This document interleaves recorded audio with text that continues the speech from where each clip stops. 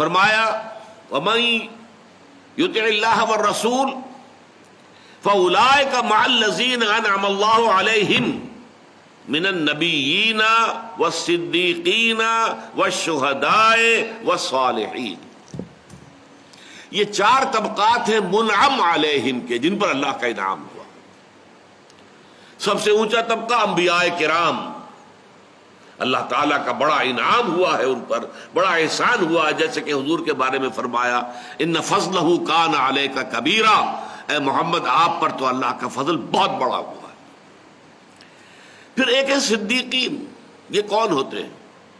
وہی سلیم الفطرت سلیم العقل لوگ جو خود بھی قریب قریب پہنچے ہوئے ہیں، لیکن جب نبی کہتا ایسا ہے جیسے تمہاری فطرت کہہ رہی ہے، جدھر تمہاری عقل اشارے کر رہے، یہی حقیقت ہے، اور وہ فوراً ایمان لاتے، انہیں دیر نہیں لگتی.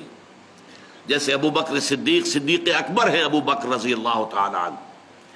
الصدیقۃ الکبریٰ ہیں حضرت خدیجۃ الکبریٰ رضی اللہ تعالی عنہ. یہ وہ ہستیاں ہیں جنہیں ایمان لانے میں، حضور کی تصدیق کرنے میں ایک لحظہ نہیں لگا. حضور فرماتے ہیں میں نے جس شخص کے سامنے بھی ایمان کی دعوت رکھی اس نے کچھ نہ کچھ تردد ضرور کیا، سوچا، توقف کیا، سوائے ابو بکر کے کہ جیسے ہی میں نے کہا فوراً تصدیق کر دی. کیوں؟ دیکھنا تقریر کی لذت کہ جو اس نے کہا میں نے یہ جانا کہ یہی میرے دل میں تھا. اس لیے کہ وہ صدیقین، وہ سلیم الفطرت اور سلیم العقل لوگ خود وہی پہنچے ہوئے ہوتے ہیں. میں تو کہا کرتا ہوں کہ صدیقین اور انبیاء نبوت کے ظہور سے قبل نبی، ابھی نبوت کا ظہور ہونا ہے لیکن ہے نبی. اور صدیقین ان کی مثال ایسی ہے جیسے گلاب کے پھول کا ایک پودا ہے گلاب کا، اس میں پھول لگے ہوئے، 10 پھول لگے ہوئے. اب کسی کا دست ہنائی آتا ہے اور ایک پھول توڑ لیتا ہے، بس چن لیا اس نے اس پھول کو. صدیقین میں سے اللہ تعالیٰ جس کو چن لے وہ اللہ کا نبی بن گیا، باقی سب اس کے ساتھ جمع ہو گئے پروانوں کی طرح. یہ شکل ہے. اس لیے حضرت ابراہیم کو سورہ مریم میں کہا کہ صدیقا نبیّا، انہ کان صدیقا نبیّا. نبوت کے ظہور سے قبل بھی وہ صدیق تھے، ان کی شخصیت خالص تھی، اور وہ سلیم الفطرت تھے، سلیم العقل تھے. اس کے بعد دوسرا درجہ شہداء کا ہے. شہداء انہیں کہتے ہیں جدید اصطلاح میں، آپ سمجھئے صدیقین جو ہے وہ انٹروورٹ لوگ ہوتے ہیں، غور و فکر کرتے رہتے ہیں، سوچتے رہتے ہیں، غور و فکر کر کے وہاں تک پہنچ چکے ہوتے ہیں، آس پاس پہنچے ہوتے ہیں، یہاں تک کہ اللہ نے کسی ایک کو چن لیا، اس نے ندا لگائی آمنو باللہ ہے اور وہ ایمان لے آئے، لاؤ ایمان مجھ پر اور اللہ پر، وہ ایمان لے آئے. ایک وہ ہوتے ہیں کہ جن کی فطرت کے اوپر کچھ پردے پڑے ہوتے ہیں، کچھ حجابات ہیں، غور و فکر کی طرف توجہ ہی نہیں ہے، کھلنڈرے لوگ ہیں، ادھر جا رہے ہیں ادھر جا رہے ہیں، چلت پھرت ہے، جن کو ایکسٹروورٹس کہا جاتا ہے جدید سائیکالوجی میں. انٹروورٹس دروبین، جو علیحدگی میں بیٹھنا زیادہ پسند کرتے ہیں، انہیں محفل اتنی زیادہ پسند نہیں ہوتی جتنا کہ تخلیہ علیحدہ ہو، غور و فکر کریں، اپنے من میں ڈوب کر پا جا سراغ زندگی. ایک وہ ہوتے ہیں جن کا خارج سے زیادہ تعلق ہوتا ہے، کھول آنکھ زمین دیکھ، فلک دیکھ، فضا دیکھ. اور پھر یہ کہ خارج میں ہے تو بھاگ دوڑ ہے، ملنا جلنا ہے، ہنسنا ہے، ہنس رہے ہیں، باتیں کر رہے ہیں، ٹھٹے لگا رہے ہیں، یا کسی کو چلتے کو دھکا دے دیا ہے، کندھا مار دیا ہے، جاتے جاتے جو ہے وہ خامخواہ لڑائی مول لینے کو جی چاہ رہا ہے، اپنی قوت کے ظہور کا جو ہے. اور یہ نوٹ کر لیجئے حضرت عمر رضی اللہ تعالیٰ عنہ اسی طرح کے انسان تھے. ابو بکر تھے غور و فکر اور سوچ بچار کرنے والے، سلیم الفطرت انسان. حضرت عمر کا وہ نقشہ نہیں تھا، یہ دوسرا نقشہ تھا.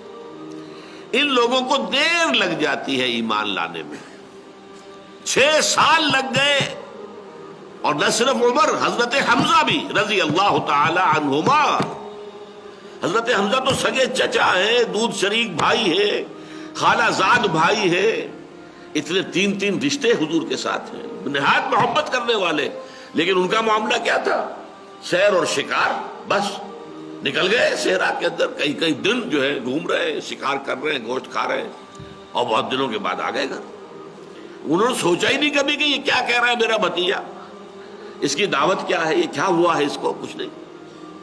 یہ لوگ جو ہوتے ہیں ان کے اوپر جو غلاف ہوتا ہے، جو ان کی اپنی شخصیت اور اپنی فطرت سلیمہ کے گرد جو غلاف آ گیا ہے، وہ پنکچر ہوتا ہے کسی جذباتی اپیل سے، عقلی اپیل سے نہیں، جذباتی اپیل سے۔ عقلی تو ان کا مزاج ہی نہیں، نظری و فکری اور عقلی تو مزاج ہی نہیں، لہذا کوئی عقلی دلیل انہیں اپیل نہیں کر سکتی۔ ان کو جذبات کیا تھے؟ حضرت حمزہ آئے ہیں شکار سے واپس گھر نہیں پہنچے ہیں، وہی کنیز اس نے کہا آج تو ابو جہل نے آپ کے بھتیجے کے ساتھ بہت برا سلوک کیا، یعنی حضرت محمد کے ساتھ صلی اللہ علیہ وسلم۔ اچھا ابو جہل نے کیا؟ گھر میں نہیں داخل ہوئے، سیدھے پلٹے، جو اس کا جہاں اس کی بیٹھک تھی، اس کا اوتاق جسے کہتے ہیں سندھ میں، پہنچ گئے، بیٹھا تھا اپنے لوگوں کے اندر۔ تم نے آج محمد کے ساتھ یہ کیا ہے؟ ایک اپنی کمان سر پر ماری، سر پٹ گیا ابو جہل کا، اور پھر اس کے بعد کہتے ہیں اچھا لو میں اس پر ایمان لایا، آؤ میدان میں اب تم۔ یہ ہے ایمان کا واقعہ، جذباتی سطح، ورنہ 6 سال تک سوچا ہی نہیں یہ محمد کہہ کیا رہا ہے صلی اللہ علیہ وسلم، میرا بھتیجا، میرا دودھ شریک بھائی، میرا بچپن کا کھیلا ساتھی، ہم جولی، یہ کیا کہہ رہا ہے؟ پرواہ نہیں۔ اسی طرح حضرت عمر کا معاملہ ہوا، وہ تو چلے تھے تلوار ننگی لے کر حضور کو قتل کرنے کے لیے، یہ قصہ پاک کر دوں گا اب، یہ ساری کلکل جو ہمارے معاشرے میں ہو گئی ہے، اولاد والدین سے کٹ گئی، بھائی بھائی سے کٹ گئے، بیوی شوہر سے جدا ہو گئی، شوہر بیوی سے علیحدہ ہو گیا، یہ کلکل ہو گئی ہے ہمارے معاشرے میں۔ اب میں اس کو معاملہ صاف کر دوں گا۔ وہی 6واں سال ہے نبوت کا، ایک شخص نے بیچ میں حضرت حذیفہ ابن عتبہ رضی اللہ تعالی عنہ، بہت ہی فہیم ذہین، انہوں نے پوچھا کدھر جا رہے ہیں؟ انہیں معلوم نہیں تھا حضرت عمر کو کہ یہ بھی ایمان لایا ہوا۔ کہا جا رہا ہے میں آج جا رہا ہوں، یہ چکر ختم کر دوں گا، میں قتل کر دوں گا محمد کو۔ انہوں نے رخ موڑا، تمہاری تو اپنی ہمشیرہ اور تمہارے بہنوئی ایمان لا چکے ہیں، پہلے ان سے تو نپٹو۔ بس وہ آگ بگولا ہے، میری بہن فاطمہ اور میرا بہنوئی سعید ابن زید وہ ایمان لے آئے محمد پر۔ جی ہاں۔ اب گھر پہنچے ہیں، دروازے کو کھٹکھٹایا ہے، اندر جو ہے حضرت خباب بن الارت رضی اللہ تعالیٰ عنہ آئے ہوئے تھے۔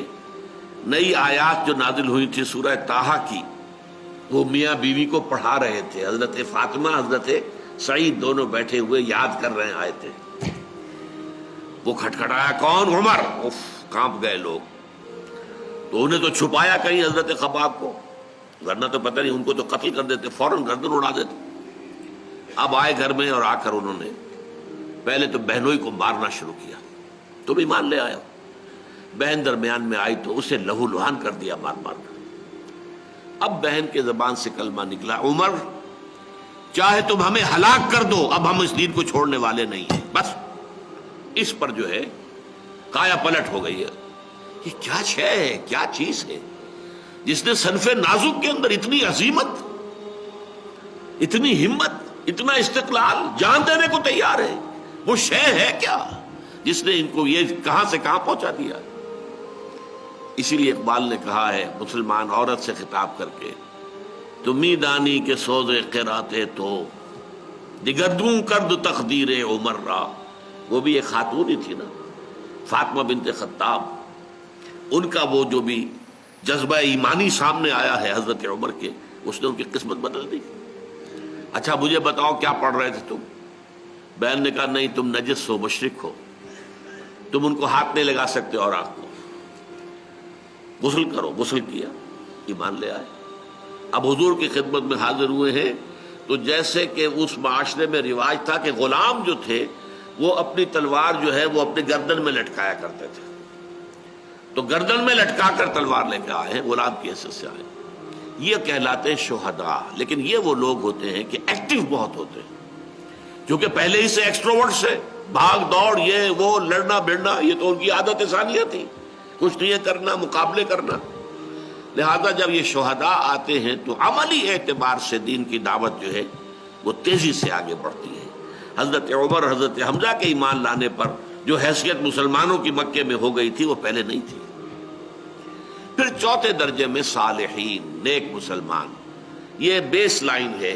یہاں سے کوئی ترقی کرے تو مرتبہ شہادت پر فائز ہو جائے، یا یہ کہ وہ اپنی مزاج کی مناسبت سے اگر انٹروورٹ ہے تو وہ صدیقیت کے مقام پر چلا جائے. نبوت کا مقام بند ہے.